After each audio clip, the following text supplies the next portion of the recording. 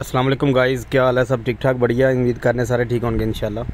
है जी, अज साढ़े इत्थे बाज़ार लग्या जिस तरह पाकिस्तान लगते ना बाज़ार, जुम्मा बाज़ार ते हफ्ता बाज़ार तवार बाज़ार, ये मंडी अपना लगी है जुम्मे बाज़ार दी। हाँ जी, माशाल्लाह पाकिस्तानी ने गड्डियां घालियां खिलारियां ने, माशाल्लाह अपना निज़ाम कर रहे हैं।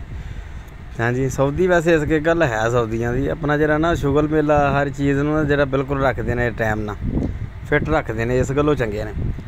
हाँ जी, बकरी का माशाल्लाह काम करना, वो कोई ना ये नहीं वेखना कोई सेठी है तो ये है तो वो। यार वाह जी वाह, क्या बात है ना बद्दुआं दी। बाकी ठीक है, चलो अल्लाह खैर करे, रिज़क हर बंदा करदा, लेकिन इन्हां दी माशाल्लाह है ना नवीं तो नवीं 0 मीटर गड्डियां दे विच बकरियां लद के आए ने, तो कोई शान च घाटा नहीं पै चला। जो साढ़े पाकिस्तान च तो इंज हुंदा कि पाकिस्तान इंडिया हो गया या बंगलादेश हो गया, साढ़े तो इन्हां मुल्कां दे विच इस तरह कि बंदा चौधरी है, मैं काम करना भाई।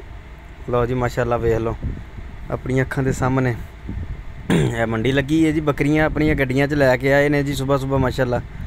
बकरी बेचन गए तो फिर अपना निज़ाम कोई कर टेंशन नहीं हैगी, इस गल्लों बहुत पीड़े ने सऊदियां जी।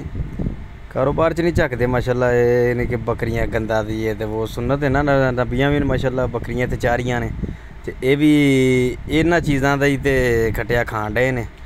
हाँ जी, होर इन्हां च गल तो कोई है ना बंदे वाली।